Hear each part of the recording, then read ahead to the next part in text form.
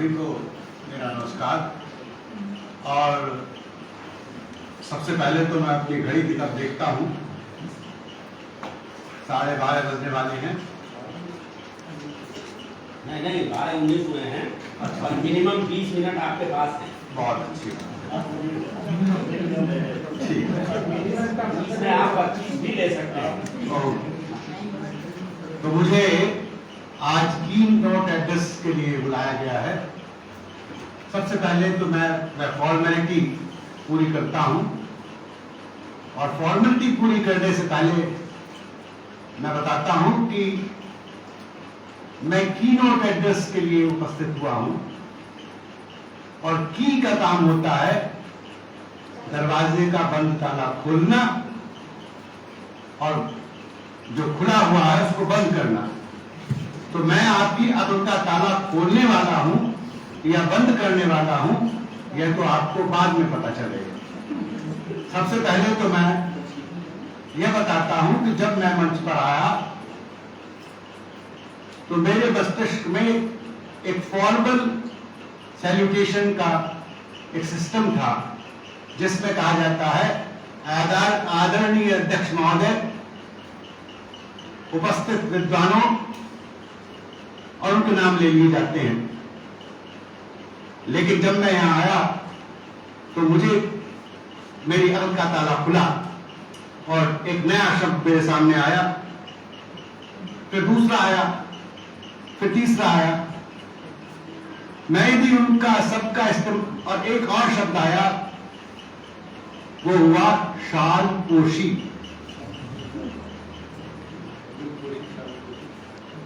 तो ताजपोशी तो सुना था, शाल पोशी नहीं सुना था। मैंने कुछ शब्द लिख लिए, इस प्रकार मैंने अपनी अकल का ताला खोल लिया। लेकिन आदरणीय अध्यक्ष महोदय, जैसा कि अभी बताया गया, आपके लिए भी शब्द दिया गया, मेहमाने खुसूसी।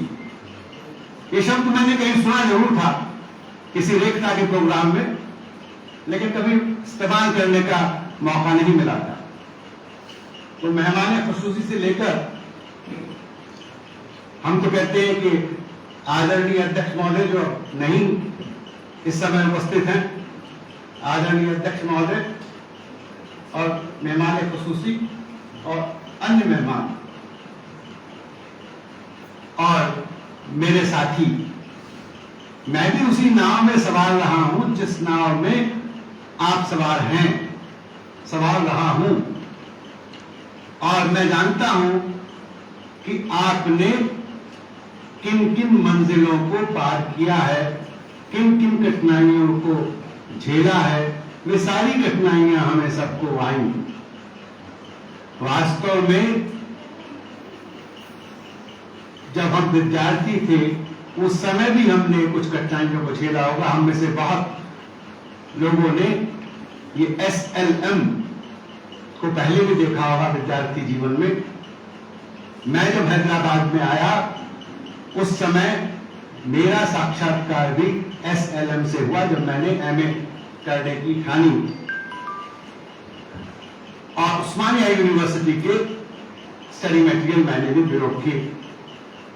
उस समय केवल यह ज्ञात हुआ कि इन SLM में बहुत सारी बातें वही होती हैं जो हमारी किताबों में होती हैं। कहीं कहीं तो मूल लेखक का नाम दिए बगैर पृष्ठ दर पृष्ठ कॉपी कर दिए जाते हैं। यह मुझे तब पता चला जब मैंने दोनों पुस्तकें पढ़ी या तीनों पुस्तकें पढ़ी। लेकिन लगा कि काम इनका बहुत जरूरी है, क्योंकि मूल पुस्तक सबके पास नहीं होती। इसके बाद इफ्लू से मेरा साबका पड़ा। तब इफ्लू को CIFL कहा जाता था। तो मुझे वहां से अंग्रेजी शिक्षा में डिप्लोमा लेने का अवसर मिला, और उनका SLM देखा मैंने और उनके प्रश्न देखे। उनमें एक प्रश्न हुआ करता था, यह जो हमने लेसन भेजा है इसमें वर्तनी की कौन कौन सी भूलें हैं उनको बताइए। उस जमाने में टाइप किया जाता था, साइक्लोस्टाइल मटेरियल होता था, मैं आपको बता रहा हूं 1975 की 50 साल पुरानी बात। उस समय यह प्रश्न भी पूछते थे कि इसमें वर्तनी की भूलें कहां कहां हैं। हमने कांटेक्ट प्रोग्राम पूछा, आप ये क्या बेहुदा सवाल पूछते हैं? उन्होंने कहा ये सवाल इसलिए नहीं है कि वर्तनी की भूलें हमने कौन सी की है, ये तो हमें भी पता है, हम तो ये जानना चाहते हैं कि क्या आपने पढ़ा भी है या नहीं।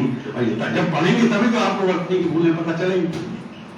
अब यदि मैं इसको पढ़ रहा था अभी और मैंने एकदम एक वर्तनी की भूल देखी तो मेरा ध्यान वहीं पर केंद्रित हो गया। इसलिए एक सिस्टम है जो ये सारा कार्य कर रहा है। लेखक से लेकर उसके संपादक, उसके कॉपी एडिटर, सब कुछ ना कुछ काम कर रहे हैं। अब हम बात शुरू करते हैं, ये SLM होता क्या है?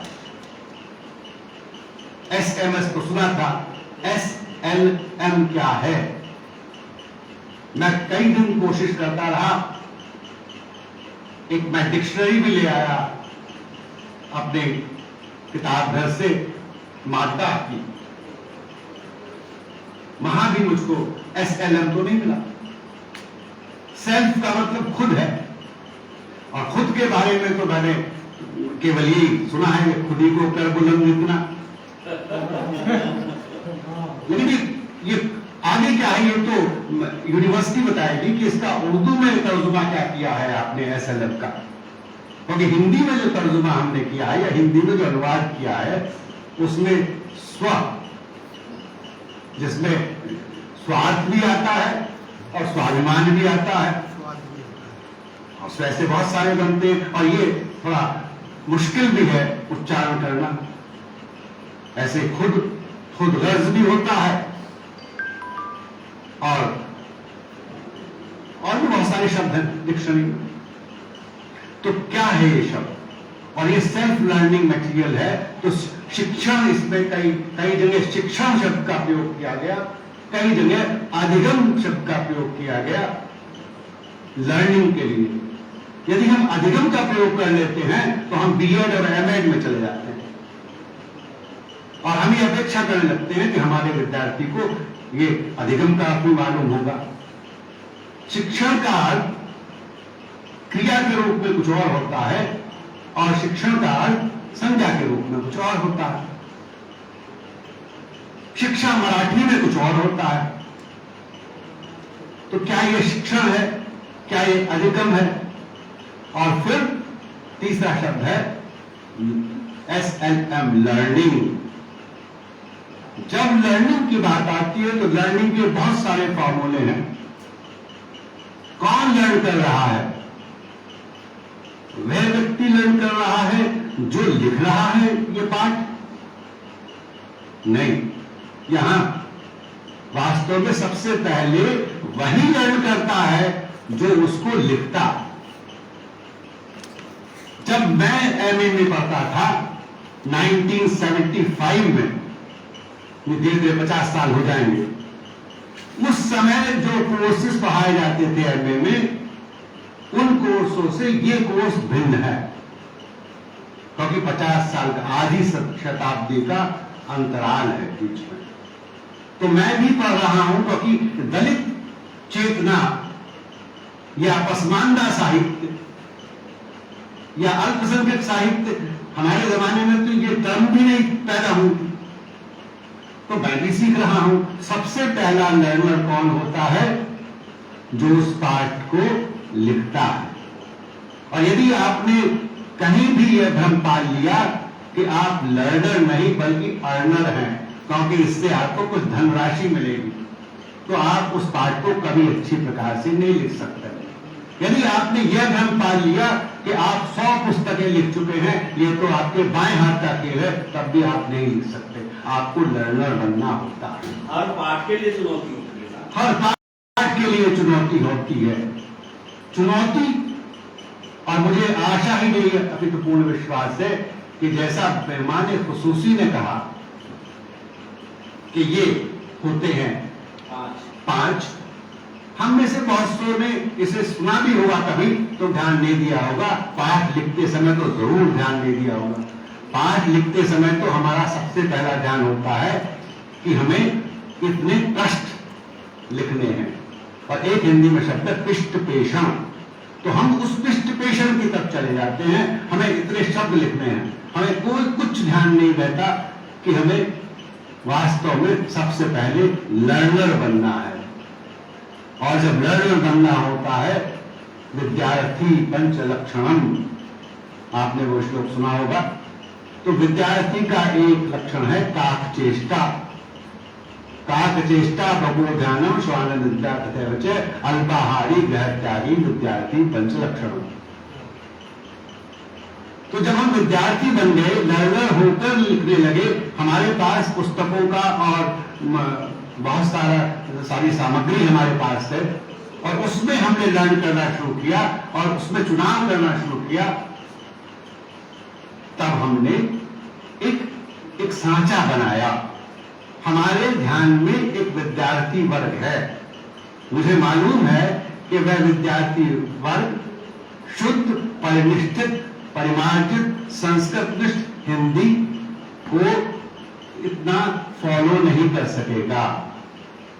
इसलिए मुझे अगर विचक्षण, विलक्षण और अजीब में से कोई शब्द चुनना है तो मुझे अजीब चुनना पड़ेगा। और यदि मैं अपने पांडित्य के प्रकाश से विचक्षण चुनता हूं तो मैं गई भैंस पानी में, विलक्षण चुनता हूं तो मुझे अपने ज्ञान का प्रकाश वहां नहीं फैलाना है, बल्कि किसी के ज्ञान को बढ़ाना है। और ये मानकर चल रहा है कि इस विद्यार्थी को जिसके लिए मैं बना रहा हूं वह उतना ज्ञानी नहीं है जितना मैं समझता हूं। हो सकता है कि जिन पुस्तकों की सूची मैंने दी है वे पुस्तकें उसने कभी देखी भी ना हो, सुनी भी ना हो, और बाद में भी वह शायद ही उनका प्रयोग करेगा जब या इस्तेमाल करेगा। तो ये हमें ध्यान रखना है कि हम किस तरह से आगे बढ़ेंगे। तो सबसे पहले हम नोट टेकिंग करते हैं। अभी मैं इतने सारे लिख चुका हूं, मुझे खुद गिनती याद नहीं है कि मैंने कितने ये लिख दिए, लेकिन मेरे पास अभी 10-15 दिन पहले ये फोन आया, साहब इसमें तो रूपरेखा ही नहीं लिखी, आपने इसमें रूपरेखा ही नहीं लिखी। अब मैं परेशान हो गया। आप ही लोगों को नहीं कहता हूं, सर को भी कहता हूं, भाई ये रूपरेखा कहां चली गई? ये पूरा पाठ तो है और रूपरेखा कहां है इसमें?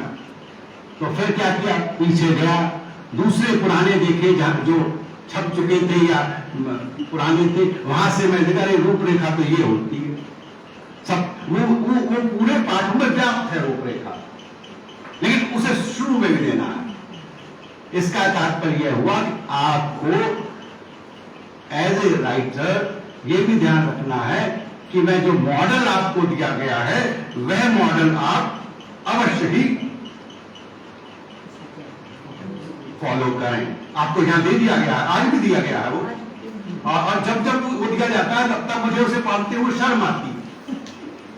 शर्म इसलिए आती है क्योंकि ये सब चीजें तो मुझे आदतन करनी चाहिए थी।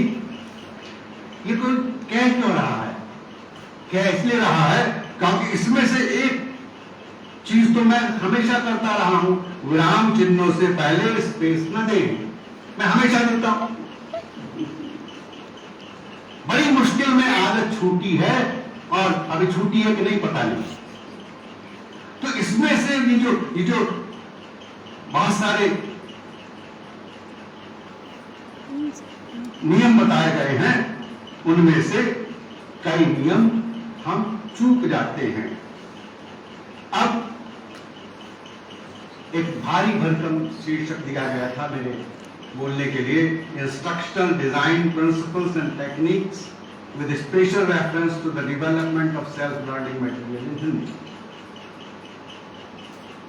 तो ये बात तय हो गई कि सेल्फ लर्निंग मटेरियल जो है उसको तैयार करना एक यात्रा के समान है, वह यात्रा जो कभी पूरी नहीं होगी और न होनी चाहिए। ये आप ऊपर वाले से प्रार्थना करें कि ये पाठ कभी पूरे ही ना हो, क्योंकि जो चीज पूर्ण हो जाती है वो अपूर्ण रहती है, क्योंकि फिर विद्यार्थी उसमें क्या जोड़ेगा। ये विद्यार्थियों ये किताबें विद्यार्थियों के लिए खुली होनी चाहिए दोनों तरफ से। इसमें मैं तो कहूंगा इसमें 4 प्रश्न और जोड़ देने चाहिए खाली, कि इसमें विद्यार्थी वही नोट्स बना दे, क्योंकि कोई भी चीज से आप पूर्ण कहते हैं तो दुनिया में पूर्ण तो सर्कल पे आप खींच कर देख लीजिए, आप पूर्ण सर्कल पे नहीं बना सकते। तो पूर्ण तो है ही नहीं, इसमें बहुत सारी खामियां होंगी। ये जर्नी है जो कभी समाप्त नहीं होगी। फिर कहेंगे कि हम इसका अब पुनरावलोकन करेंगे, रिवीजन करेंगे, रिव्यू करेंगे, विद्यार्थियों में इसका टेस्ट करेंगे। कई विद्यार्थी बताएंगे कि शायद ये तो बहुत इसमें ये पाठ तो ठीक है, लेकिन ये अमुक पाठ तो बिल्कुल ही अजीबोगरीब है। मैं आपका मनोरंजन करने के लिए उदाहरण बताऊं कि यदि हम किसी पाठ में लिख देते हैं कि रहीम दास जी कहते हैं और नीचे लिखते हैं सांच बराबर तप नहीं, झूठ बराबर बात, जहां के हृदय साच है ताकि हृदय आप, तो बच्चा कहेगा सर ये तो हमने रहीम दास जी का तो दोहा पढ़ा नहीं, ये रहीम दास जी ने कहा कह दिया। तो इस प्रकार की जो तथ्यात्मक भूलें हैं वे कहीं ठीक कर गई है या नहीं हमें नहीं मालूम। विद्यार्थी बताएगा कि यह गलती फला पेज पर हो गई है। यह पुस्तक जो है यह तो मूलतः उर्दू में प्रकाशित हुई थी, जो पंडित ज्ञानचंद जैन जी ने तब लिखी थी। ये बात तो हमें बताई नहीं। समीक्षक के लिए तो बहुत बढ़िया ये नुक्ता है कि भाई जब समीक्षा करेंगे तो हम इस लाइन को जरूर जोड़ेंगे। तो ये जो विद्यार्थी है वो समीक्षक होते हैं, वो देखेंगे कि कई विद्यार्थी इसीलिए पढ़ते हैं एसएलएम कि इसमें कमियां देखकर वे ये बताएं कि हम ज्यादा जानते हैं इसमें क्या है। तो ये आपको बाद में पता चलेगा कि अमुक बड़े बड़े विद्वान उसको देख भी नहीं पाएंगे, जो कमी रह गई है उसको भी ध्यान रखना पड़ेगा।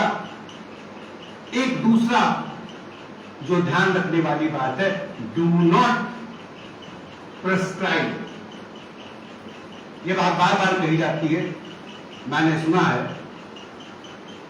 कि कई विद्वान विद्वत्ता के गर्व में या घमंड में, मैं ये बात दावे से कहता हूं, मेरा ये कथन है, मेरा ये मानना है, ये आपको ये मेरी तरफ से समझ लीजिए, इसको कोई नहीं टाल सकता, इस प्रकार की बातों का प्रयोग करते हैं। ऐसा कभी न करता है कि भाई प्रिस्क्राइब न करें, ये किताब आपने पढ़ ली तो आपका बेड़ा पार हो जाएगा। इस तरह का बेड़ा गर्क मत करें विद्यार्थी का। विद्यार्थी को इस प्रकार से अधिकार, यदि आप लिख रहे हैं अधिकार पूर्वक न लिखें, प्रेम पूर्वक लिखें। इसलिए बच्चों शब्द का प्रयोग भी करते हैं। कई बार मैं का जो प्रयोग है अहंकार का, ये खुद वाली तो है बात, सेल्फ इसमें केवल अंग्रेजी के कारण लगाया गया है, लेकिन इसमें सेल्फ को मारना पड़ेगा, तब जाकर के आपका एक जो लेख है और आपका लेसन है वो बढ़िया होगा। प्रिस्क्राइब न करें, डिस्क्राइब करें। किताबों में क्या होता है, जैसे कहते हैं ना, रामचंद्र शुक्ल के बारे में यह प्रसिद्ध है कि उन्होंने वाक्य ठूस ठूस कर लिखे हैं। एक जिस तरह से अंग्रेजी में कहते हैं some books have to be chewed and digested, तो क्या आप ऐसी हिंदी लिख रहे हैं कि पहले बच्चा उनको पढ़ेगा, फिर च्यू करेगा, फिर डाइजेस्ट होगी? अगर आपने ऐसा 20 पेज का आपने एक पाठ बनाया है, इकाई बनाई है, जिसको विद्यार्थियों को बड़ी बुद्धिमत्ता से समझ करके और उसको पचाना पड़ेगा और फिर परीक्षा में उगलना पड़ेगा, तो वह फेल है, वह पाठ आपका बेकार है। जो पाठ विद्यार्थी आसानी से समझ ले वह पाठ अच्छा है। आपको विद्वत्ता दिखानी है तो कोई आलोचना की पुस्तक लिखिए उसी विषय पर, जिस विषय पर आप विद्वान हैं। लेकिन जब आप पाठ बना रहे हैं तो उसमें केवल विद्यार्थी का ध्यान रखिए, टीचर सेंटर नहीं लर्नर सेंटर रखिए, क्योंकि ये लर्निंग है और लर्निंग विद्यार्थी को करनी है, उसी को ही आप अर्निंग तक रहिए, लर्निंग उसे करने दीजिए जिसे लर्न करना है। और उसके लिए ऐसा माहौल मत बनाइए। शब्दार्थ हम देते हैं, आप भी जानते हैं, मैं भी जानता हूं, हम शब्दार्थ देते हैं 10 से ज्यादा नहीं देते कभी भी। वास्तव में वो शब्द हमने चुने होते हैं, पहले हम उनको प्रयोग करते हैं, फिर हम उनको चुनते हैं, उनका फिर हम अर्थ देते हैं। अर्थ हम कहां से देते हैं? किसी डिक्शनरी में से निकाल कर अर्थ देते हैं। वो शब्द हमने चुने हैं, हमने पहले प्रयोग ही क्यों किए थे वो शब्द? क्या हमारे पास उनके अर्थ मौजूद नहीं थे हमारे पास मौजूद, फिर हमने उनका प्रयोग क्यों किया? कोई कारण होगा। यदि कोई कारण है तो वह आपके लिए स्पष्ट होना चाहिए कि मैं इस शब्द को विद्यार्थी की एक्टिव वोकैबुलरी में डालना चाहता हूं, जो उसकी पैसिव वोकैबुलरी में हो सकता है, उसकी एडहॉक वोकैबुलरी में हो सकता है।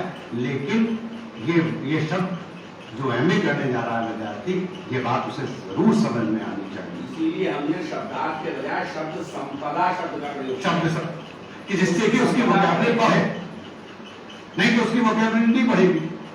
तो कई बार आप शब्दार्थ का मतलब ये नहीं कि एक शब्द के अर्थ, कोई शब्द है उसका अर्थ दे दिया, बल्कि उसे समझा करके एक्सप्लेन करके लिखिए। हो सकता है कि वह शब्द उसके जीवन में बहुत आगे जाकर के भी काम आए। इस प्रकार से होना चाहिए। तो ये हुई बात। अब अगली बात है पॉलिसी ऑन SLM।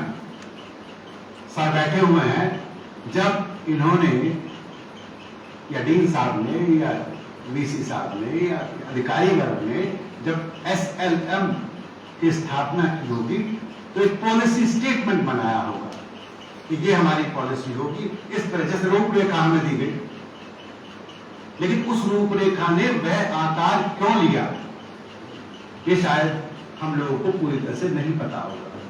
जो पॉलिसी, कई यूनिवर्सिटीज, मुझे नहीं मालूम आता, कई यूनिवर्सिटी अपना पॉलिसी डॉक्यूमेंट निकालती हैं और वह भी अच्छा खासा 100 पेज का होता है कि ये हमारी पॉलिसी होगी और इस आधार पर हम आगे बढ़ेंगे।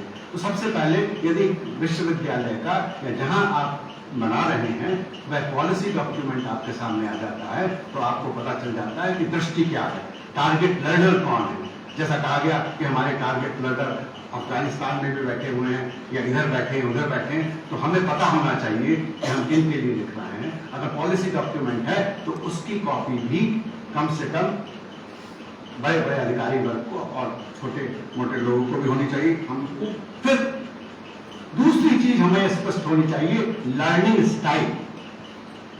हम एक पाठ बनाकर देते हैं, हम 4 पाठ नहीं बनाते, हम केवल एक पाठ बनाते हैं, एक इकाई बनाते हैं और वो दे देते हैं, ये लीजिए साहब।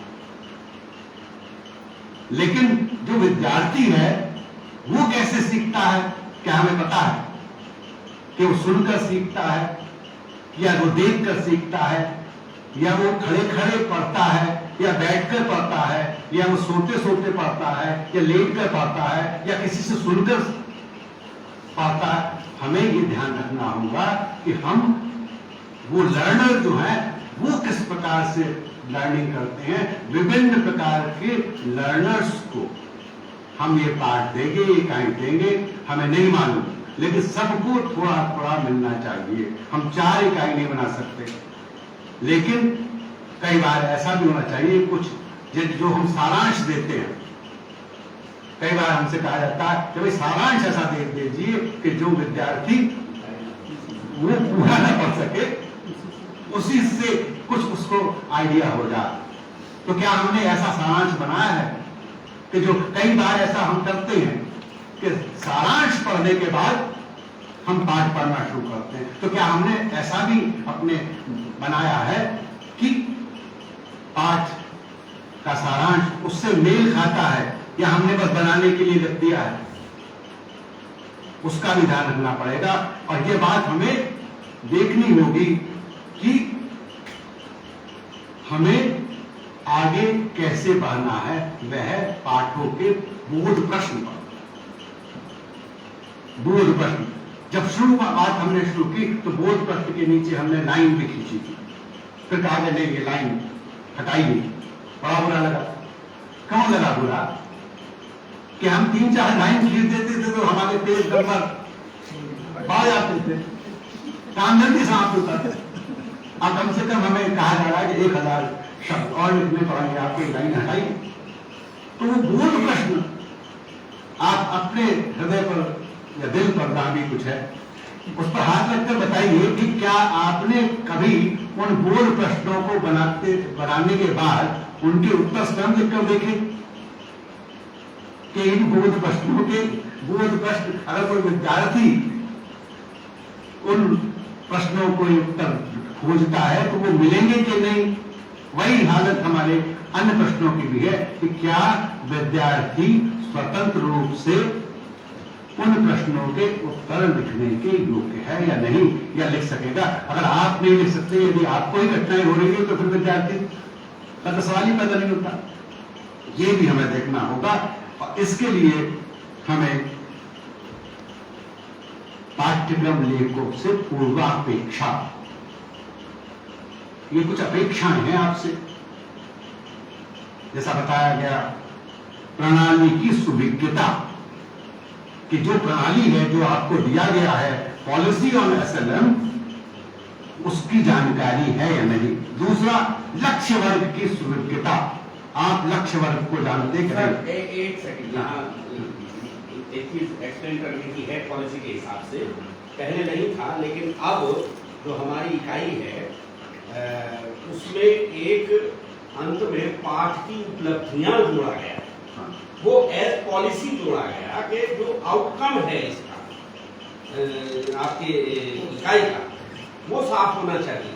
और यानी ये समझिए कि लगभग 1 साल हमारे लेखकों को ये समझने में लगा कि इसमें लिखना क्या है। हाँ, तो देखिए, अगर मुझे शुरू में ये पता होता, पूरा क्या कर रहे थे, जो उद्देश्य लिखा था उद्देश्य में 4 वाक्य थे।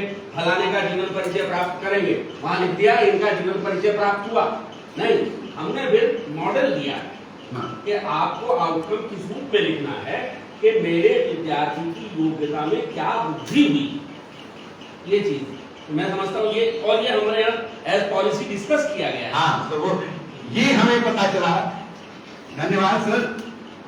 तो फिर लक्ष्य वर्ग की सुविज्ञता, ये तो लक्ष्य वर्ग तो हमको पता है कि देखिए मूलतः ये विद्यार्थी हमारे विभिन्न आयु वर्ग के होंगे। हमको फोन कर करके कहते हैं भाई हमारा विद्यार्थी मदरसे से आया है। हाँ, तो उसको उर्दू नुमा हिंदी हिंदुस्तानी चाहिए, संस्कृत जस्ट हिंदी नहीं चाहिए। हमें अपनी विद्वत्ता नहीं दिखानी है, बल्कि विद्यार्थी के करीब जाकर के उसकी भाषा और बोली में बात करनी है। फिर पाठ्य विवरण से परिचय, जो रूपरेखा है वह हमारे दिमाग में बैठ जानी चाहिए। फिर अधिगम के सिद्धांतों से परिचय, ये जरूरी है कि हमें ये भी पता हो कि लर्निंग होती कैसे है। ये मातृभाषा वाले जो विद्यार्थी हैं, जिनकी हिंदी मातृभाषा है, उनको कठिनाई कम आएगी। जिनकी मातृभाषा हिंदी नहीं है, उनको कठिनाई अधिक आएगी। तो उसका भी हमें ध्यान रखना पड़ेगा और ऐसा विषय बनाना पड़ेगा। एक जो अभी मेहमान खुसूसी ने कहा कि स्वपूरित हो, स्वव्याख्यायित हो, मैं उसको केवल स्वनिर्देशित हो, स्व अभिप्रेरक हो, सुविधाजनक हो और स्वयं मूल्यांकन, आप भी उसका मूल्यांकन कर सके। तो वो तो बात हो गई। लेकिन सबसे पहले हम ये देख रहे हैं कि ये कर क्यों रहे हैं। हम एक मॉडल, जैसा कहा गया, बताया गया, इग्नू ने एक मॉडल बनाया था जब उसने बनाए अपने पार्ट, आज से कई आधा दशक के करीब होने वाले हैं उनको भी, उन्होंने बनाया था जो मॉडल, उसको कहते हैं SLM मॉडल। उन्होंने वहां से कहा कि हम तो SLM मॉडल कहेंगे इसको, वही वर्ड ले लिया उन्होंने तीनों, और उसमें उन्होंने कहा कि इस मॉडल में PCBUSSS हमारा मॉडल होगा, हमारे पार्टों का मॉडल होगा। P अर्थात प्रोग्राम, C अर्थात कोर्स, B अर्थात ब्लॉक जिसे हम इकाई कहते हैं, U अर्थात unit, S section, SS sub section. तो कमोबेश हमारा जो है इकाई जो हम पाठ बना रहे हैं हिंदी में, कमोबेश यही हमारा ही मॉडल है। केवल एक जो अभी आपने बताया वह उसमें आउटकम जो है वह बढ़ गया है, जो इग्नू में नहीं, इग्नू में से इसमें इजाफा हुआ है, हमने उसको अपनी ढंग से उसको जोड़ा है और उसे हम रूपरेखा कहते हैं, जिसे वो मॉडल कहते हैं। जो इग्नू का मॉडल है, जो सभी को ज्ञात है, तो जो विद्यार्थी हमारे हैं, हो सकता है उन्होंने कोई कोर्स को इग्नू से किया हो, तो उनको ये मॉडल बिल्कुल परिचित रहेगा, उनको इस मॉडल से कोई परेशानी नहीं होगी। ये भी है एक मॉडल है जिसको कहते हैं स्मार्ट मॉडल।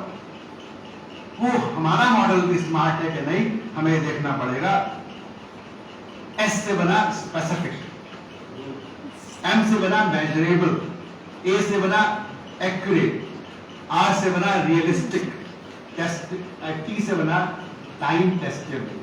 अब जो हमने ये हमारे मॉडल में है कि नहीं हमें नहीं मालूम, लेकिन क्या जितनी शब्द संख्या हमने दी है, जितने पृष्ठ हमने दिए हैं, क्या वास्तव में विद्यार्थी अमुक समय में, अमुक कालांश में, 1 घंटे में, 2 घंटे में, 10 मिनट में इसको पढ़ सकता है? आजकल तो हम क्रेडिट के हिसाब से, टाइम के हिसाब से दिए गए हैं। अगर ये दिए जाते हैं तो वो मॉडल घंटे स्टडी करें, वो क्योंकि स्पेसिफिक हो गया, मेजर कर दिया, एक्यूरेट है, रियलिस्टिक है और टाइम टेस्टेड है, तो वो हो गया स्मार्ट मॉडल। हमारा मॉडल स्मार्ट है, हमारा मॉडल नहीं। इसीलिए जब 40 पेज की यूनिट आती है, हम काट के उसे 15 पेज की कर देते हैं। तो इग्नू का मॉडल हमारा, हाँ, उसमें हमने अपनी तरफ से एक चीज जोड़ी। तो अब हम जो रूपरेखा बनाते हैं उसके आधार पर चलते हैं, विद्यार्थी को अच्छी तरह से समझ में आ रहा है ये हम मानकर चलते हैं। अब अगला कदम इसमें होना चाहिए कि हम इन पाठों को वास्तव में जो रियल जो फील्ड है वहां जाकर अब इनको टेस्ट करना चाहिए, देखना चाहिए कि वास्तव में ये जो पाठ है, या इसमें से एक अमुक पाठ ले लिया जाए जिसको आप बहुत अच्छा समझते हो कि भाई ये पाठ दे दिया जाए किसी विद्यार्थी को और वह उसको देख ले, और फिर उस व्यक्ति को, उस अध्यापक को वे लिखित जो कमेंट्स हैं जो विद्यार्थी ने दिए हैं उनसे परिचित कराया जाए। ये नोट किया जाना चाहिए साथ ही कि ये विद्यार्थी ने ये कमेंट दिए हैं, आपका जो पाठ है वहां पर उस समय तो उसको चाहे, ये तो बिल्कुल क्लियर है, यहाँ लिखा हुआ है कि मैंने कौन सा पाठ लिखा, मैं उसके जिम्मे, मैं धारक को वचन देता हूँ कि ये 100 रुपए का पाठ है, मैंने लिख कर दिया है ना अपना नाम उस पर, वो देख लेगा कि किसका है ये, और देखेगा, मैं तो सबसे पहले वही देखूंगा मैं विद्यार्थी हूँ। तो अगर मैं इसकी जिम्मेवारी ले रहा हूँ, जैसे कि आप सब जिम्मेवारी लेंगे, तो आपको पता होना चाहिए फीडबैक आपको आपके लिए लाभदायक होगा। विद्यार्थी भाषा बड़ी क्लिष्ट है, डिफिकल्ट है, बहुत सारे शब्द हमें समझ नहीं आते, पुस्तक सूची से मेल नहीं खा रहा है, पुस्तक सूची में कोई पुस्तक दी है, तो ये आप करें तो बहुत ही अच्छा होगा। यदि हमें फीडबैक मिलता है तो हमें हमारे लिए भी लाभकारी होगा, क्योंकि हमारे लिए यह द एंड नहीं है, जैसे आपके लिए द एंड नहीं है, हमारे लिए भी ये बाजार, हम भी इस बाजार में हैं, हम भी बना रहे हैं और आप बनवा रहे हैं, तो आप उपभोक्ता हैं, जिसके, तो हम भी भोगता हैं, तो कम से कम हमें पता होना चाहिए कि हमारी कहाँ कहाँ गलतियाँ हुई। और इसी के साथ साथ मैं अपनी बात समाप्त करता हूँ। मैं समझता हूँ कि ये जो मैंने कहा है वह आपके लिए है, इस पर भी आप अपनी आलोचना प्रस्तुत करें कि इसमें से क्या क्या बातें अनर्गल थी, क्या क्या बातें निरर्थक थी, क्या क्या बातें ऑफ द पॉइंट थी, तभी तो आप सब लर्न करेंगे। क्या आपकी आंख का ताला खुला, क्या आपकी आंख का ताला बंद हुआ, क्या आपने सीखा। और यदि आपको अभी 2-4 पाठ बनाने रह गए हैं तो उसमें कुछ सहायता मिलती है कि नहीं। और आप ये जान लें कि आप जो कार्य कर रहे हैं वह कार्य, जैसा कि बार बार कहा गया, वह कार्य कोई ऐसा नहीं है, आप नहीं भी होंगे इस दुनिया में, आपका मतलब मैं भी हूं, तब भी यह पाठ रहेगा। और आप भूत भी हो जाए उस टाइम गाली देने वाले तो भी ये अभूतपूर्व काम जो आपने किया है, आप भूत हो जाएंगे लेकिन ये काम अभूतपूर्व रहना चाहिए, ऐसी आशा की जाती है आपसे। धन्यवाद।